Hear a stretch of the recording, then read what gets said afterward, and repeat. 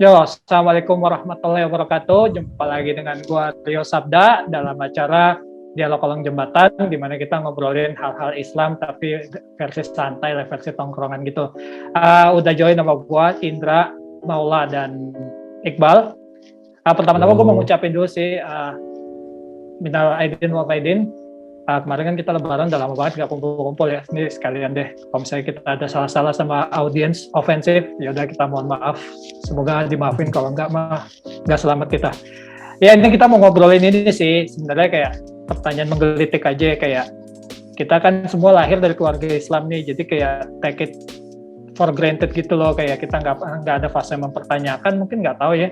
Jadi penasaran nih, kalau misalnya kita lahir di zaman sahabat, lu jadi siapa men? Jangan-jangan lu jadi Abu Jahal, atau bahkan mungkin lebih buruk dari Abu Jahal, udah kafir masih nobody lagi kan, sedih banget kayak gitu. Jadi gue mau tanya ke lu semua sih, secara jujur gitu, dengan kapasitas iman lu sekarang, dengan kapasitas intelektual lu sekarang, lu tuh jadi siapa di zaman sahabat? Kan orang-orang pada gampang tuh ngomong, wah seandainya kita hidup zaman sahabat, kita udah pasti nih merapat di Nabi Muhammad atau Umar bin Khattab gitu. Emang iya?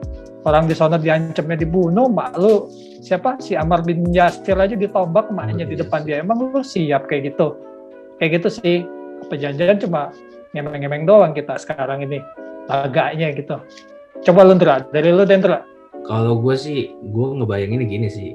Pertama, kalau dilihat dari mentalitas gue sendiri ya, gue sih kayaknya nggak ada yang pasti nggak bakal masuk sirkel Rasulullah.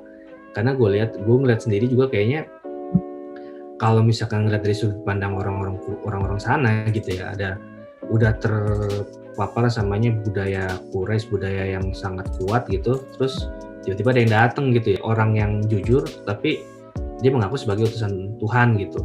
Kalau ngeliat dari guanya, yang mentalitas gue yang kayak gini, sembelih kita kayak gini, gue juga bahkan nggak ada dalam circle-nya Abu Jahal sekalipun gitu. Karena kayaknya Abu Jahal kan sebenarnya masih orang-orang yang noble ya, secara mental juga sebenarnya orang-orang yang hebat-hebat juga. Abu Jahal kan sebenarnya disebutnya Abu apa sih dulu? Abu apa sih? Abu Hakam. Ya Abu Hakam kan, maksudnya dia noble people lah, ibaratnya kayak gitu. Nah kalau gue nih yang kayak begini, ya orang gue gendut, larinya lambat. Gendutan gue dulu sekarang. Gendutan gue mau cik gitu main gendut. Oh iya Jil, gue bukan mola Jil di mana? Gue sih sebenarnya gendut efek kaos aja sih kayak gini. Iya, jadi kalau gue sih nggak percaya, ya nggak apa-apa sih Bal. Gue bilang kita percaya Dra. Oke, kasih Bal. Jadi gue sih kayaknya ada di mungkin worst dari budak-budak kali ya. Pasar gue jadi korma kering kali gue di situ kali ya. Jadi apa-apaan gue nobody bener kayaknya. Soalnya tuh hambal. Kagak beneran yo. Rendah untuk meninggi. Buset, auzubillah kagak sih gue. Iya sih, enggak. Enggak gue lagi bilang auzubillah. Kagak, gue ngeliat karena emang begitu besarnya tamparan ujian zaman dulu gitu ya. Bahkan sebenarnya ketika lu ada di circle-nya Abu Jahal sekalipun, lu tuh benar-benar maksudnya ketika ngelihat ada kebenaran kayak gitu, lu pasti benar-benar tertampar gitu. Walaupun lu tahu kayak misalkan Rasulullah itu orang al-amin gitu, orang yang jujur, orang yang dia termasuk noble person juga, dan orangnya nggak macem-macem gitu. Jadi benar-benar lu mesti maksudnya secara mental lu akan sulit menerima hal-hal kayak gitu. Apalagi yang kayak gue gitu, bukan siapa-siapa gitu, kayak cenderung nanti daripada gue dipukulin, nanti gue kalau misalkan gue masuk gengnya Nabi dipukulin, atau kalau misalnya masuk gengnya Jahal gue juga nggak pantes. Jadi kayaknya bukan ya itu, jadi korma kering di sudut-sudut pasar gitu kayaknya gue. Ya berarti lo secara nggak langsung geng Abu Jahal lah istilahnya, cuman versi nobody-nya. Bukan geng Abu Jahal sih, maksudnya geng Quraisy lah. Iya. Geng Quraisy yang bego-begoannya lah kayak begitu sebenarnya. Dia lagi main merendah nih. Lu dulu deh Mal. Makanya sebelum lu ngantuk jawaban lu ntar aneh-aneh kan. Iya nih. Gila. Gue bahasa astral lagi nanti ngantuk. Udah malam, lagi capek. Ya, cuman karena demi podcast ini. Jihad. Iya, jadi kalau gue sendiri mikirnya malah mungkin gue lagi ada di Yunani gue. Asik Jadi- Yunani. Anjir, ajaib juga. Lagi di Yunani gue lagi Kena krisis ekonomi mal. gitu lah sekarang. Lagi Iya. mencari pencarian gitu ya. Tapi gue nggak tahu tuh ada di mana nih penerus kenabian gitu ya. Kalau misalnya semua nobody, orang jadi susah kebayangan nih. Paling relate deh lo ngebayangin kan udah ada tokohnya nih yang kita kenal. Paling mendekati siapa lah gitu kira-kira aja. Jadi nggak harus sama gitu. Cuman sikapnya tokoh-tokoh di zamannya Nabi ini, lu kira yang paling represent lu tuh siapa gitu? Wah, asli gue pas tadi ditanya pun nggak ada di kepala gue. Kalau misalnya ngomongin gue tuh siapa gitu, asli gue langsung mikirnya, ya gue orang Yunani. Entah kenapa gue tiba-tiba mikir orang Yunani. Mahat patung Mul. Mahat patung. Tapi kan banyak sahabat-sahabat yang yes, pada Indian dia pada jadi Islam sih, maksud gue dia jadi Islam setelah nyari pencarian yang banyak, misalnya kayak Salman Al-Faris. Oh iya Terus, benar-benar. Dia kan iya, dari dari Persia. dari Faris, Iya. dari Faris ya. Iya. Cuman nggak pantas gue. Dan bukan gue nggak connect itu kalau sama siapa sahabat Salman Al Farisi. Terus juga kan ada juga Abu Sal Al Ghifari kan yang dia frontal pencarian gitu digebukin. Nah gue juga nggak kayak gitu. Gue bener-bener kayak makhluk Yunani aja gitu yang lagi nanti nyari. Tapi gue nggak sefrontal itu. Terus juga bukan dari kayak bangsawan Salman Al Farisi. Dia bener-bener orang emang lagi mencari gitu kan, lagi mencari terus nanti ketemu gitu. Cuman kalau ditanya keinginannya pengen kayak siapa sih gitu kan, kalau di di zaman Nabi sebenarnya gue cenderung lebih suka dengan karakternya tuh karakter Ali bin Abi Thalib sih. Cuman itu sukanya gue ya, tapi kalau misalnya ditanya gue kayak gimana ya, itu enggak. Dan ini bukan merendah ya, emang gue lebih karena mengidolakan gitu. Kalau tadi tanya gue akan jadi siapa, gue balik lagi orang Yunani tadi kayak gitu. Gitu. Wanderer. Greek Wanderer. Greek gue baca ini kan tablet Perkamen. Dari batu, yang dari batu gitu ya. Ada nanti penerus namanya Hamada ya, Muhammad. Nanti kan dicari-cari. Kayak gitu. Pencari. Nyari artefak. Kalau gue ya, gimana, Bal? kalau misalkan dalam artian misalnya isekai gitu kan, gue pakai kata-kata, gue Isekai pakai tuh isekai. Maksudnya ketika kita dilahirkan kembali di zaman tersebut atau kita dikembalikan ke timeline tersebut. Nah, kadang kan kita ketika dibalikan ke dalam timeline tersebut, kita nggak pernah tahu nih, kita nih dilahirkan dalam ras apa, terus abis itu kita dilahirkan dalam keluarga apa dan kalian apa dan lain-lain gitulah ya. Gue kepikir nih, ada beberapa point of view. Misalkan gua dilahirkan sebagai hamba sahaya seperti Bilal bin Rabah gitu kan. Nah, ketika jadi Bilal bin Rabah berarti kan sebenarnya dia itu sebagai sosok yang udah pencarian gitu kan. Tapi kalau misalkan dalam rasnya Bilal ternyata gue dilahirkan dalam kondisi sebagai Washi, nah beda lagi kan gitu kan. Washi apaan tuh? Washi itu yang nombak Hamzah. Oh, iya. Ya, yang di filmnya lagi mau nombak yang tari perut enggak? Iya. Targetnya Gua simulasi kagak targetnya inget, gitu. Itu mungkin film porno yang ditonton sama anak-anak sekolah dasar Islam terpadu tuh. Sekolah lu mal ya? Sekolah yang mola tuh. Sekolah gua juga sih. Nontonnya pas lagi jam 3 lah gitu, asar pas lagi Ramadan. Gue masih inget tuh. Nah, itu gue kepikiran kayak gitu. Kalau misalkan dilahirkan dalam rasnya Bilal atau Washi, bisa jadi ya tergantung siapa masternya gitu kan. Tapi kalau misalkan lihat dari point of view-nya Bilal, ternyata dia tuh sebegitu kuatnya imannya sampai dia tuh kayak sama Umayyah itu disiksa dan lain-lain gitu kan.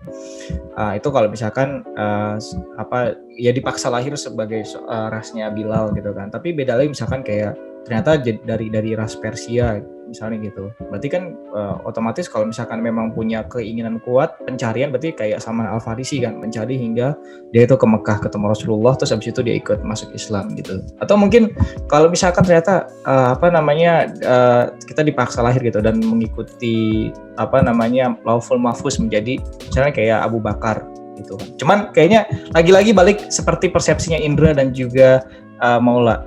Ya lagi-lagi gue berpikir ya sebenarnya gue nabadi sih gitu. Kalaupun ditempatkan seperti itu, lagi-lagi ya maksudnya gue akan bingung juga gitu kan. Bisa jadi mungkin ya gue merasa sangat maksudnya rendah diri misalnya kayak Indra. Bahkan pasir-pasir di padang pasir sana tuh lebih firm daripada gue gitu kan. Atau mungkin kayak kotoran onta ya masih lebih baik kotoran onta mungkin gitu gak jadi. Tapi kalau misalkan seperti tapi kalau gini pengennya? Bal, kalau misalnya dikaitin sama background lo yang sekarang gitu, background lo yang sekarang lo lebih ke background, misalkan lo sekarang gue pengennya karena gue mengagumi teknologi dan juga gue sama hal yang sifatnya taktis, mungkin gue seneng dengan terus karakter Khalid bin Walid bro. Khalid bin Walid.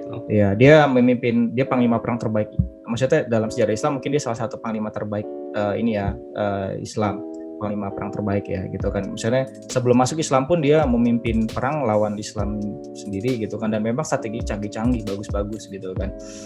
Terus abis itu sampai ya dia dapat Syaifullah kan, pedang bermata dua itu kan keren banget gitu. Gue mengagumi teknologi pedang yang maksudnya bisa jadi tuh objek pedang yang dia matanya dua kayak gitu kan, terus dihadiahin ke Khalid bin Walid. Itu Masya Allah banget buat gue gitu. Rio. Oh iya, Rio belum. HP lu semua jawabannya pada nobody. Gue mencoba menjadi somebody deh. Pada asli gue juga nobody juga sih. Gue coba relate ke background gue sendiri sih. Misalnya gue skeptis sama sesuatu sampai itu terbukti benar menurut gue gitu. Akhirnya gue follow juga. Jadi gue orangnya ya santai, gue menjilat ludah sendiri. Iya, gue pandai menjilat ludah sendiri gitu loh. Nggak ada masalah. Jadi tapi gue juga meskipun gue benci sama orang, bukan gue benci sama suatu movement gitu atau gue nggak suka, gue juga nggak toxic gitu, nggak bakal. Ya gue ceng-cengin sih, cuman gue tetap kalau di depan orangnya nggak ini intinya gitulah. Tapi kalau misalnya gue mau relate ke ngomong kecil dong, lalu pada gini gitu dong. Iya, gue ada kata di keluarga gue katanya sih turunan. Katanya sih turunan, gue emang ada cenderung arogannya gitu. Kalau misalnya itu ya lu anggap remeh lah kayak gitu, misalnya kayak ya ada orang kemarin sore terus nasihat lu tentang hal yang lu udah tahu 10 tahun yang lalu gitu. Pengen lu toyor gitu ya, apa sih lu? Iya, pengen lu toyor gitu. Jadi gue terus gue ngerelate juga nih, gue sebenarnya juga dari golongan darah biru kan, dari golongan yang ditinggikan lah di Makassar gitu. Orang kayak pantesan aja air mukanya beda yuk. Iya, pantes aja headsetnya warna biru. Oh iya. Andi darahnya biru. Darah gue juga udah gue copot gitu. Gue nggak darah hijau vampir coy. Belalang bro. Jadi darah hijau tuh belalang. Iya. Terima baja hitam kali. Sairek. Terus maksudnya nggak, bisa dilihat tapi gue kalau misalnya balik coba ya, gue siapa sih yang darah biru di golongan nobleman di zaman Nabi gitu. Tapi gue yang mirip gue yang maksudnya yang skeptis kayak gitu, gue kayaknya bakal ya status gue sama dia nggak ada apa-apanya sih, gue nggak ada seupil-upilnya. Cuman mungkin gue kayak Abu Sufyan kali ya, soalnya Abu Sufyan. Soalnya kita pas Islam datang, dia nggak skeptis banget kan nih, gue nggak percaya lo apaan sih. Cuman klaim orang bahwa enggak, itu musuhnya Islam tuh sebenarnya percaya Nabi Muhammad benar Pak, tapi dia nggak mau ngaku doang. Itu sebenarnya nggak berlaku ke semua sahabat, nggak berlaku ke semua musuh Islam. Abu Jahal iya dia percaya Nabi Muhammad benar. Abu Sufyan nggak. Abu Sufyan skeptis sama Nabi Muhammad. Dia skeptis, tapi pengen ngelawan Nabi Muhammad, cuman ya caranya juga nggak kampungan gitu loh, maksudnya kayak betul. nyebar hoax atau apa gitu. Meskipun pada dasarnya dia benci juga gitu, sampai pada akhirnya udah kepepet kayak ya gua kalah nih Suatul Mekah, Iya, udah kayaknya emang bener ya, kayaknya emang bener. Nerimanya juga masih setengah-setengah hati pada saat itu gitu. Mungkin kayak gitu kali ya. Gue kayak ada faktor-faktor, ya udah deh, gue terima deh gitu. Kita lihat aja ke depannya gimana gitu. Kalau mau disamain tokonya habis, kalau misalnya nobat juga kan, ya sama aja ya. Kalau misalnya realitanya. Tapi kan emang kalau misalnya musuhnya Rasulullah kan emang yang setahu gue kebagi dua, yang satu yang dari sisi Nobel, yang satu lagi yang emang kalau misalkan nggak suka Nabi tuh caranya tuh cara-cara yang paling menjijikan, cara-cara yang paling picik sekalipun gitu ya. Nah lu berarti dari sisi yang Nobelnya gitu ya, berarti bisa dibilang gitu. Iya. Cuma sih kalau misalkan kalau gue nih ya, maksudnya kalau bisa di relate juga ke background gue yang emang lebih ke arah art gitu ya, mungkin emang ya lagi-lagi bisa dibilang kalau ngomong persis sih nggak mungkin ya, cuma kayaknya ada irisannya lah ya, sebenarnya backgroundnya mungkin bisa dimasuk ke Hasan bin Sabit juga sih, karena emang gue lihat ya Hasan bin Sabit kan pasti punya keutamaan ya kan, tapi gue ngelihat ada hal-hal yang sifatnya kayak gue kan kayaknya lari juga nggak kenceng kayaknya gue ya, jadi kalau misalnya suruh berantem, aduh kayaknya gue gampang bonyok gitu. Jadi kalau misalnya dikaitin ke Hasan bin Sabit tuh dia tuh kan nggak bisa megang pedang, nggak bisa perang, nggak bisa. Dan kalau misalnya disuruh milih perang apa enggak, dibilang gue mendingan di markas aja lah, gue nge-camp aja, gue nggak ikut perang gitu. Terus kayak hal-hal kayak gitu, cuma dia tetap punya strength point di mana syairnya itu jadi sebuah senjata buat umat Islam gitu. Nah kalau misalkan gue di-relate gitu kayaknya agak masih nyambung ke situ gitu ya. Cuma emang kalau ngomong dari segi kerjaan gue kan kerjaan duniawi semua, kayaknya nggak terlalu gimana gitu sih. Ya sahabat, semua kan juga kerjanya duniawi kan, mereka dagang di pasar apa? Iya. Bukan, maksudnya emang dia di pasar dagang kurma enggak juga? Kagak, maksud gue spesialisasi dia tuh kepake buat, kan dia kan nge-counter apa sih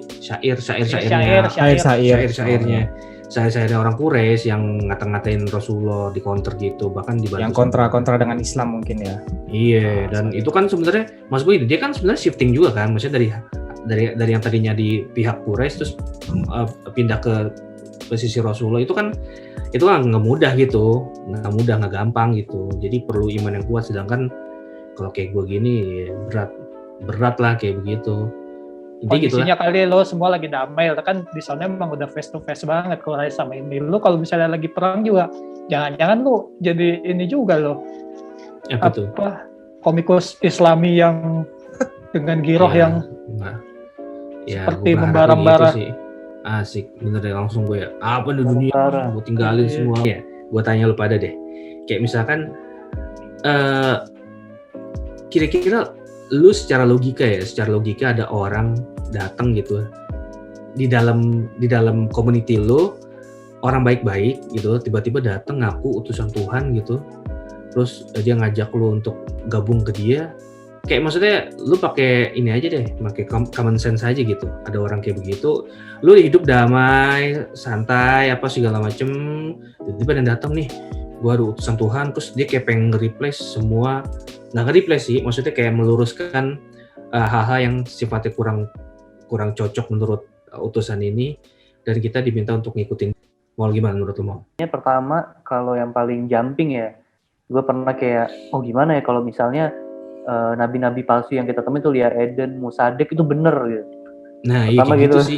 Kan kayak gitu sih kayak kalau bener gimana. Nah, cuman gue waktu itu lebih coba menggali, cuman kayak kalau komparasi kayak gitu nggak kayak gitu juga gitu kan.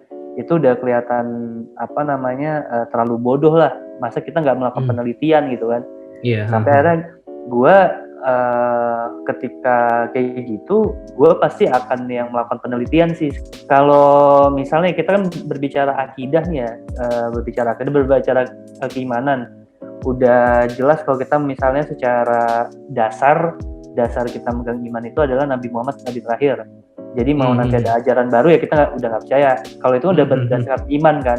Iya, cuman kalau gue di zaman itu, gue berpikir di sana masih ada semacam informasi bahwa memang akan ada nabi terakhir. Jadi kemungkinan kalau gue di sana gue pasti akan meneliti itu sih. Ketika emang ada orang datang, gue coba akan meneliti lebih dalam dulu, dan gue gak akan langsung percaya. Nanti gue akan lihat tanda-tandanya seperti apa. Makanya gue tadi dari Yunani, gue apakah ini aliran Yunani. Tapi Orang Quraisy kan tapi nggak kenal konsep Nabi soalnya. Dia kan nah tapi itu udah kayak dia, Nabi. betul-betul. Dia orang Quraisy kan konsepnya itu emang kayak Nggak ada konsep ajaran Nabi. ajaran Nabi Ibrahim yang udah terkikis tergerus zaman, terus yang tinggal cuma ajaran-ajaran yang syiriknya doang, dia nggak kenal Kecuali Nabi lo, itu apa, gitu-gitu. kecuali audiensnya diperlebar jadi penduduk Madinah, baru lo aware apa konsep Iya. Oh iya benar. konsep kenabian.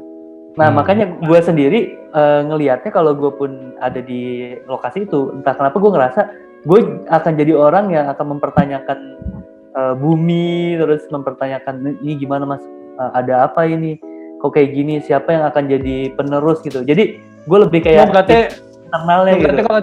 Lo berarti kalau di Golden Age-nya Islam lo jadi kayak Ibnu Sina, Al-Biruninya gitu-gitu ya? Gak tahu gue. Yang tinker terus yang mempertanyakan yang aneh-aneh gitu kan?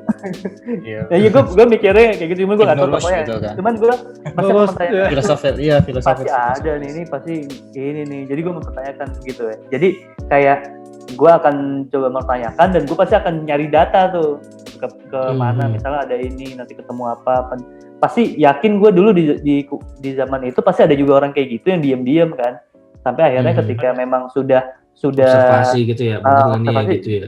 Di masa sudah kayak lebih oke untuk mendeklar bahwa dirinya beriman, dia dengan mudahnya gitu pasti selain karena masuk akal gitu, tapi juga dalam melakukan penelitian sih. Kalau gue tipikal yang akan melakukan penelitian dulu sih sebelum gue misal diliatin sering ada bunga, sering jadi susu gitu misalnya. Gue juga yang oh ya keren gitu, tapi kayaknya nggak sekeren pencarian ini. Kayak kalau di pencarian tuh maksudnya kayak nanti pasti akan kayak mimpi-mimpi aneh gitu-gitu kan. Jadi nggak terlalu mungkin nggak akan terlalu kayak wow sama mujizat-mujizatnya kayak gitu. Jadi kayak tapi ini kan bukan tanda kebenaran. Jadi nanti nyari dulu dari penelitian itu. Nah gue mikirnya gitu sih kalau di gue di otak. Iya. Kan emang ini juga. Berarti kayak gini dong. Kalau orang-orang intelektual di Mekah kan basis peradaban tertingginya kan dalam bentuk syair.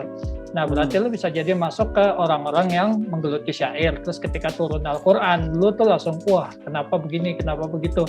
Relate, jangan-jangan lu masuk Islam duluan daripada kita-kita yang di Mekah. Soalnya kan emang Nabi Muhammad turun dengan membawa mukjizat itu Al-Quran yang pada saat itu pinnacle peradabannya tuh pada saat itu gitu. Iya benar. Belum ada Aristoteles dan lain-lain gitu, masih bahasa Al-Quran. Langsung jangan-jangan dihantam masuk ke apa namanya? Jangan-jangan lu masuk Islam duluan. Wah, ini bukan kata-kata manusia nih kan banyak tuh yang ahli bahasa tuh yang masuk Islamnya karena ini mah bukan secara tata bahasa bukan manusia yang bikin kayak gini nih. Akhirnya dia masuk Islam. Iya lu masuk Islam duluan, lu mau paling alim. Nah sekarang maksud gue dari sudut pandangnya si Iqbal. Kalau misalkan lo ketemu orang kayak gitu tiba-tiba ada yang ngaku utusan Nabi dan itu orang terpandang dari komunitas lo gitu, kira-kira kalau gue gini gitu?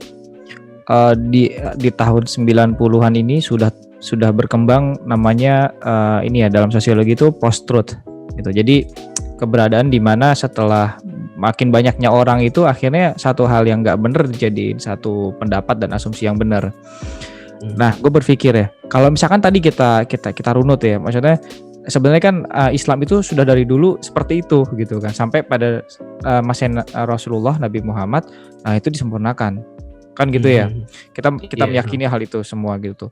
Nah, sebelum agama Islam itu ya tetap namanya agama Islam walaupun sama Rasulullah saat itu belum dideklarasikan gitu ketika dia jadi nabi. Nah, gue berpikir ya, maksudnya masih agama samawi lah, masih agama yang dibawa dari milahnya Ibrahim. Nah, ini yang jadi yang jadi concern gue ya. Bisa jadi saat itu masyarakat itu karena fenomena post-truth, karena adatnya seperti itu, karena lingkungannya banyak seperti itu, pada akhirnya mereka semua tuh menjalani adat istiadat atau ibadah yang mungkin sebenarnya udah banyak terkikis gitu, dan akhirnya mereka tuh meyakini hal itu hal yang benar. Ketika Rasulullah datang gitu, mereka nggak langsung serta-merta percaya, tapi ada beberapa mungkin kayak tadi beberapa orang kayak ada Waraqah bin Nawfal, terus ada tadi yang beberapa orang yang mungkin ada redaksional lain ya. Mereka tuh ahlul kitab, terus mereka tuh istilahnya mungkin saat itu bukan membaiat ya, tapi maksudnya nggak memberikan kabar, oh ini Rasulullah ini Muhammad ini akan jadi rasul nih, rasulnya Allah gitu kan.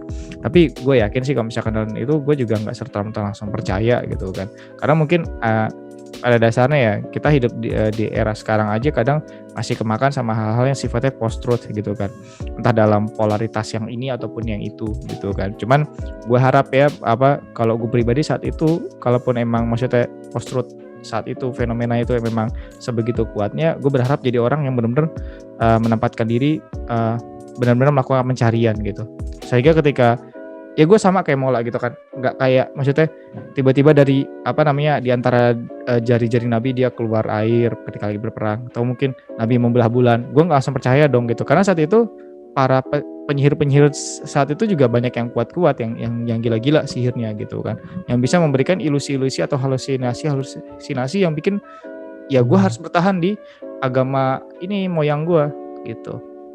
Nah justru sebenarnya ketika misalkan kayak gue membandingkan kok syair yang ada bukan syair, maksudnya ini syair buatan manusia sama sama keindahan sastra yang di Al-Quran tuh berbeda gitu kan. Nah mungkin itu yang akan nanti menuntun gue buat masuk Islam. Kalau gue mikir kayak gitu ya, karena tadi kata kunci gue tuh di post-truth tersebut, fenomena sosialnya.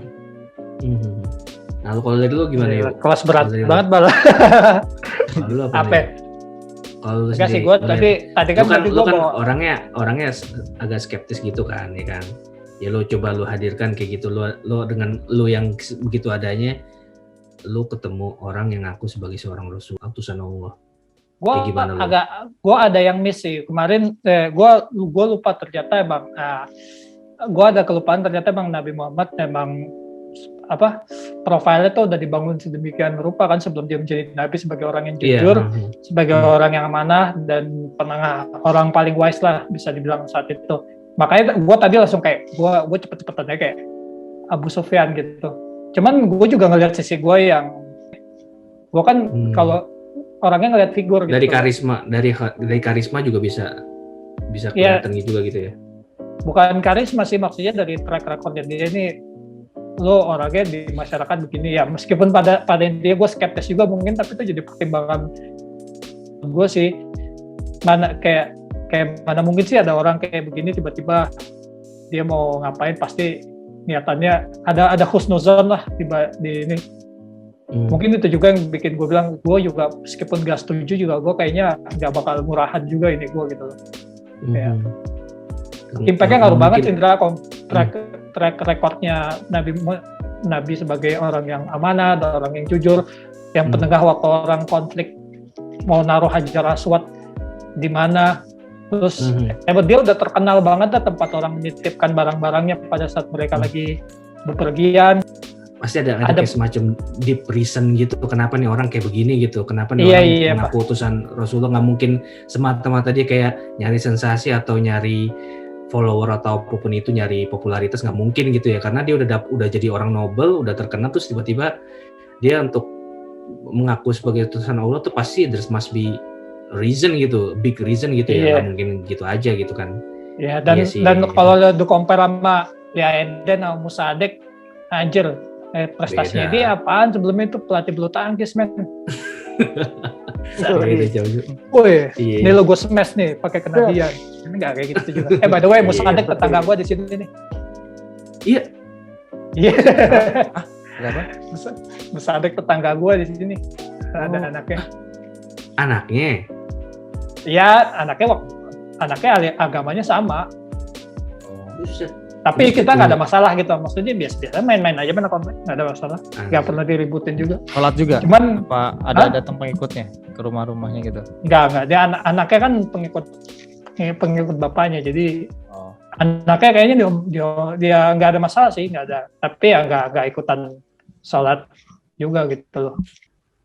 Nah terus gini juga nih, maksud gue kalau misalkan emang dilihat dari ujian-ujian orang terdahulu kan ya, maksudnya kan kayak yang pernah bilang gitu ya, kayak wah gue kalau misalnya hidup di zaman Rasulullah pasti gue kayak pasti udah jadi pembelanya Rasulullah segala macam. Terus gue ngelihat gitu dengan mentalitas kita yang sekarang gitu, ujian-ujian Rasulullah yang kayak banyak di awal-awal gitu yang tertindas, dan Rasulullah juga belum dapat komando untuk ngelawan gitu kan. Emang intinya kayak Nggak ada kekuatannya. Iya, nggak ada kekuatannya kan, yang kayak yang ya Ammar bin Yasir terbunuh gitu kan, terus beberapa sahabat digebukin, terus nggak ada yang bisa nolongin gitu, cuma sebagian sahabat doang aja yang akhirnya mau ikut ngebela juga gitu. Nah, hal-hal kayak gitu kan sebenarnya ujian-ujian kayak gitu kan bener-bener luar biasa banget generasi zaman dulu gitu, generasi terdahulu gitu. Nah, cuma kalau di-compare sama ujian sekarang gitu ya, kita kan sebenarnya kayak punya ujian tersendiri gitu ya, punya ujian-ujian yang emang nggak ada di zaman itu gitu. Sebenarnya generasi yang terdahulu itu kan udah pasti generasi terbaik. Kita bisa nggak sih jadi generasi yang kayak gitu itu dengan pattern ujian yang berbeda kayak gitu? Iya, dengan segala keterbatasan dan dengan udah menggerusnya mentalitas kita sebagai seorang muslim di zaman sekarang gitu. Bukan makom kali ya, tapi kayak reward yang seenggaknya lagi nyerempet. Ya, reward yang sekiranya juga Allah kan maha adil gitu dengan ujian kita yang sekarang. Kalau pendapat gue ya, pertama kan yang namanya Islam ya dari zaman dulu Nabi Adam itu kan emang memberikan reward ya bagi orang-orang yang taat ya.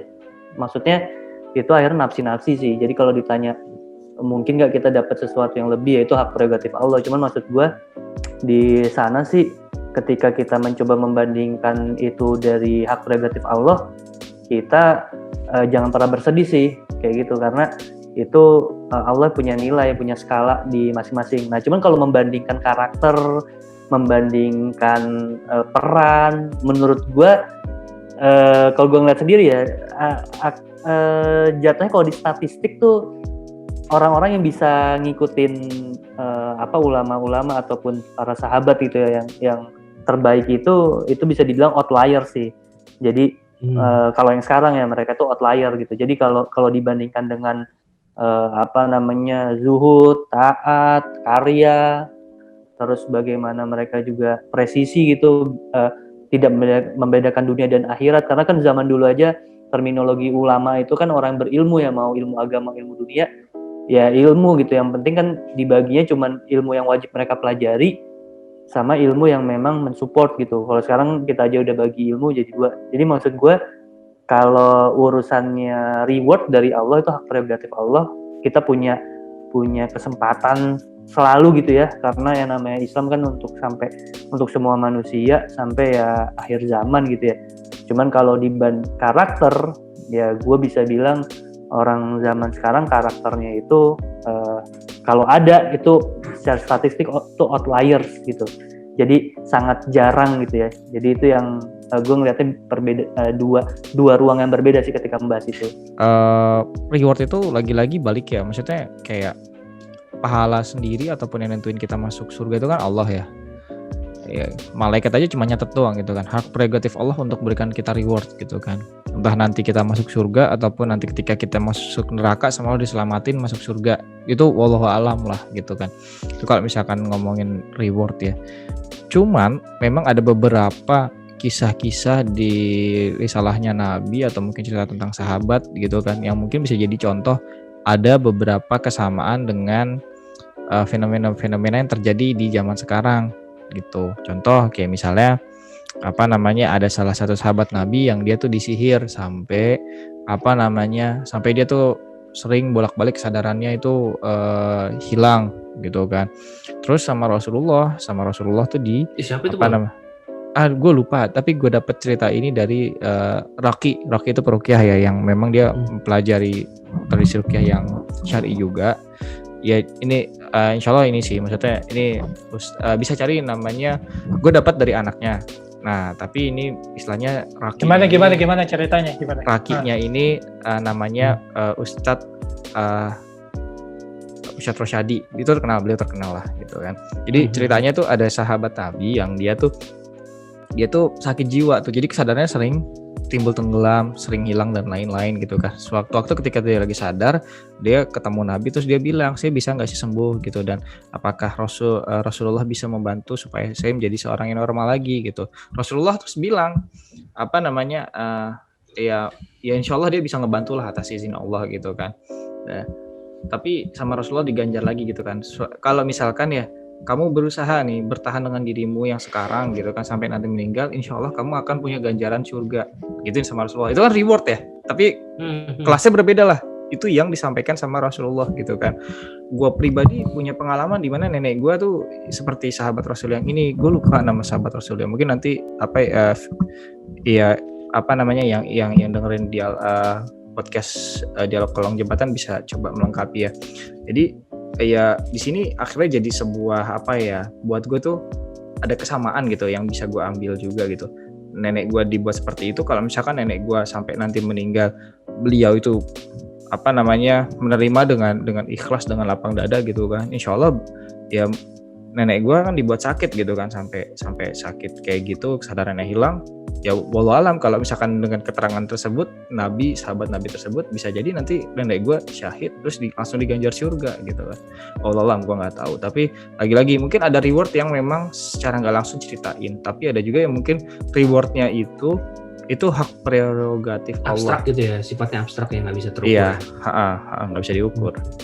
Gitu. Kalau misalkan zaman sekarang, gue ngambil contoh itu aja ya, karena hal yang paling dekat gue lihat dari nenek gue pribadi.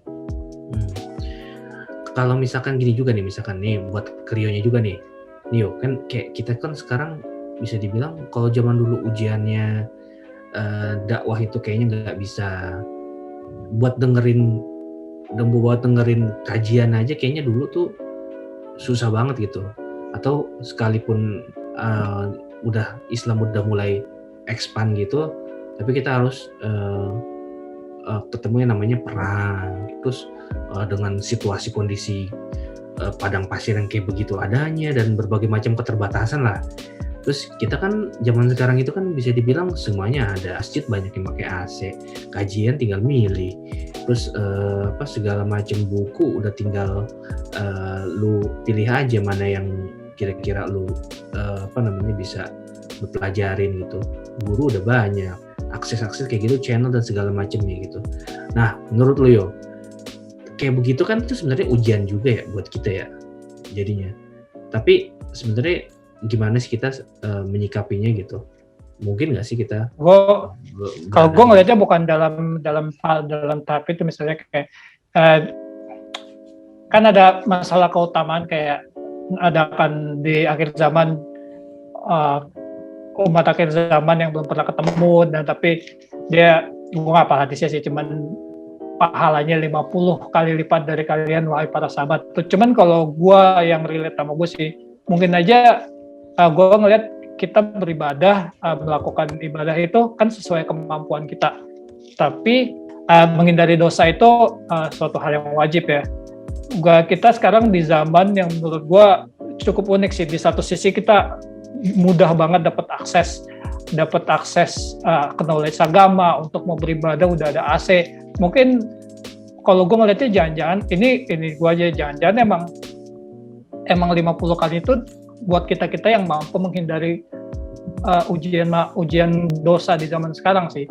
Karena misalnya kayak kita lihat paling gampang lah bokep gitu.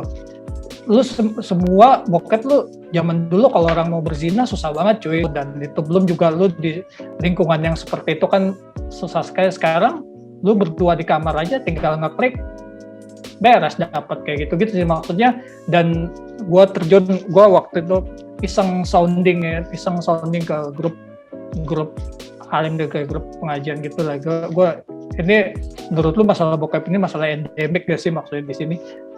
Tuh banyak yang ngechat gue, ya gue juga nih, gue masih belum bisa berhenti nonton, gue masih itu. Dan itu orang-orang yang gue lihat, wow ini padahal alim banget nih kayak gitu loh gitu. Ternyata masih pada struggle.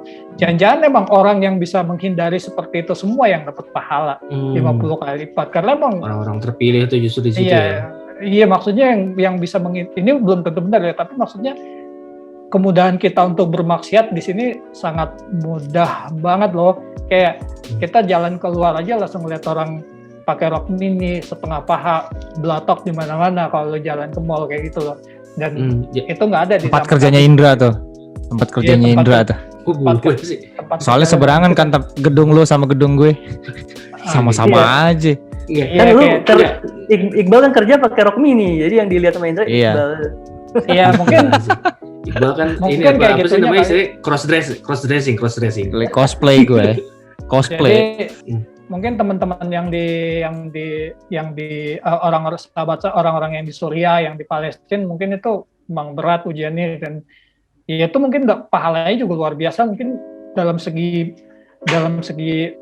hidup dengan normal aja tuh udah pahala buat dia gitu. Ini ujiannya beda-beda sih, dan ya zaman sekarang, zaman yang belum pernah ada di zaman sebelumnya gitu, di mana Muslim dalam keadaan segini hinanya dan maksiat sedemikian merajalelanya dan lain-lain gitu loh.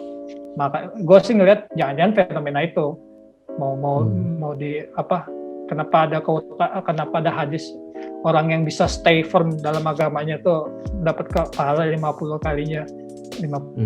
Jadi emang ini kayak bisa dibilang kesimpulannya tuh keterbatasan itu bisa jadi ujian, kemudahan itu juga bisa jadi ujian kan. Dua-duanya itu sebenarnya punya porsi masing-masing ujiannya, ya nggak sih sebenarnya.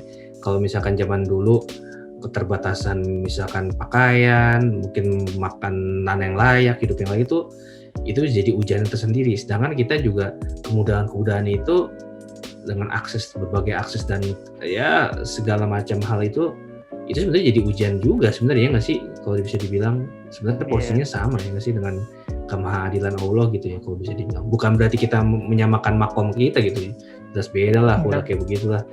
Cuma ya gue ngeliatnya gitu juga sih, karena benar-benar orang-orang terpilih gitu. Kayak sekarang, dulu mungkin masih bisa hitam putih gitu ngeliat sesuatu ya, iya nggak sih, zaman Rasulullah gitu ngeliat hitam putih tuh kayak masih mungkin banget itu.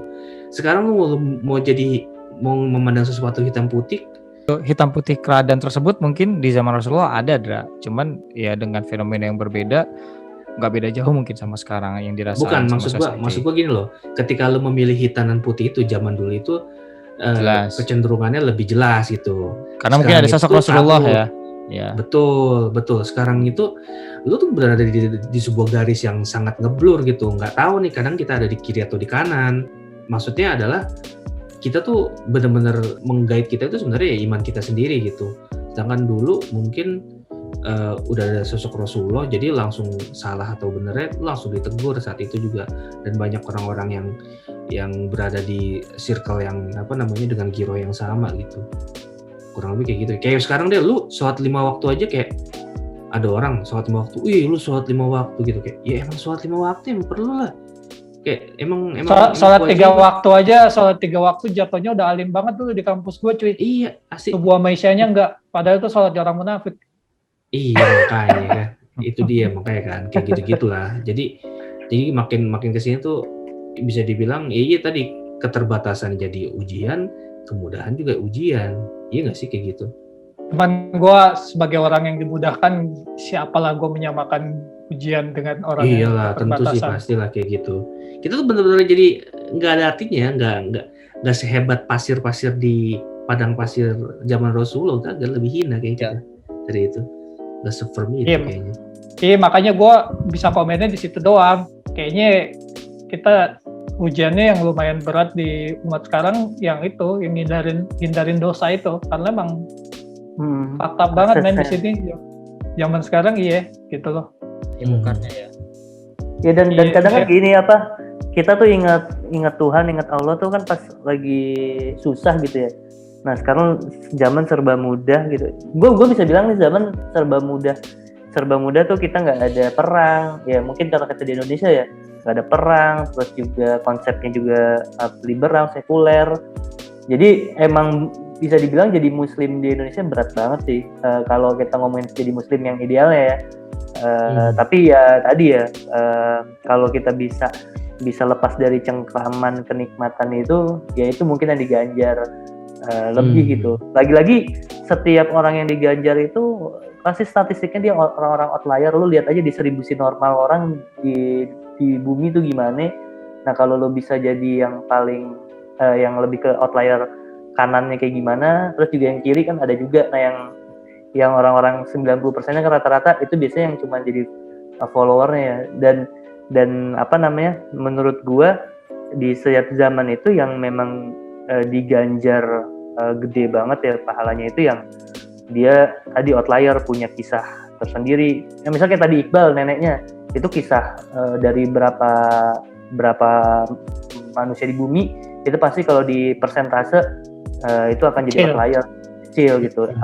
Kan banyak tuh yang kan banyak banget kan yang ya udah yang kayak 90% orang di bumi ya udah dia hidup, sekolah ya biasa, nakal-nakal dikit, gini-gini nikah, gini mati, ya udah banyak kan matinya ya udah mati biasa aja gitu. Tapi nggak ada kayak masalah-masalah yang gimana gitu kan. Nah, orang-orang yang dapat ujian-ujian berat itu ya itu mungkin ganjaran tinggi. Cuman gue nggak tahu sih konsepnya begini kali dari Allah ya. Jadi emang secara rata-rata penduduk bumi atau yang diciptakan tuh sebenarnya ya kalau dia udah beriman, sholat, ya udah masuk surga aja. Nah, yang orang-orang yang apa namanya? Ya sebenarnya kan sebenarnya ya. kan kayak gitu doang. Nah, yang dikerasin ya walau alam, apakah untuk jadi apa namanya? Jadi kisah lagi untuk kedepannya atau punya misi lain gitu? Ya walau alam lah. Gitulah. Kalau gue ngeliatnya. Kesimpulannya siapa nih yang ngomong kesimpulannya? Nah, Umar bin Khattab pernah berkisah. Saya bersama Rasulullah SAW sedang duduk-duduk. Rasulullah SAW bertanya kepada para sahabat, katakan kepadaku, siapakah makhluk Allah yang paling besar imannya? Para sahabat menjawab, para malaikat, wahai Rasul. Nabi SAW bersabda, tentu mereka demikian, dan mereka berhak seperti itu. Tidak ada yang bisa menghalangi itu, karena Allah Subhanahu Wa Taala telah memberikan mereka tempat. Para sahabat menjawab lagi, para nabi yang diberi kemuliaan oleh Allah Subhanahu Wa Taala, wahai Rasul. Rasulullah bersabda, tentu mereka demikian dan mereka berhak seperti itu. Tidak ada yang bisa menghalangi itu karena Allah Subhanahu Wa Taala telah memberikan mereka tempat. Wahai Rasul, para syuhada yang ikut bersyahid bersama para nabi, jawab mereka kembali. Rasul bersabda, tentu mereka demikian dan mereka berhak seperti itu. Tidak ada yang bisa menghalangi itu karena Allah Subhanahu Wa Taala telah memberikan mereka tempat. Lalu siapa wahai Rasul? Tanya para sahabat. Lalu Nabi SAW bersabda, kaum yang hidup sesudahku. Mereka beriman kepadaku dan mereka tidak pernah melihatku. Mereka membenarkanku dan mereka tidak pernah bertemu dengan aku. Mereka menemukan kertas yang menggantung lalu mereka mengamalkan apa yang ada di kertas itu. Maka mereka itulah orang-orang yang paling utama di antara orang-orang yang beriman. Which is itu berarti orang-orang seperti kita ini nih, di zaman kita ini nih. Semoga kita nggak tahu. Amin. Iya, cuman nggak tahu tapi nggak tahu beriman kepadakunya nggak. Kan di situ. Ya kita maksudnya kita berharap. Berharap. Amin. Semoga kita orang-orang yang ceritakan dalam hadis tersebut. Namanya juga orang biasa, cuma bisa berharap. Iya, berharap. Iya. Yoi. Ya. Semoga yang dengar juga sama ya. Ya, berharap menjadi bagian dari orang-orang tersebut gitu ya. Amin. Oke. Amin. Ya udah nih, udah sejam. Kita udah dulu deh. Moga-moga ketemu lagi topik-topik yang bisa kita bicarain yang lumayan bikin pikir-pikir lah ke depannya. Oke. Gua Rio Sabda, Indra, Iqbal dan Maula undur diri dulu. Tolong subscribe channel YouTube kami karena kita mau dapat AdSense juga. Ya, assalamualaikum warahmatullahi wabarakatuh. Waalaikumsalam warahmatullahi wabarakatuh.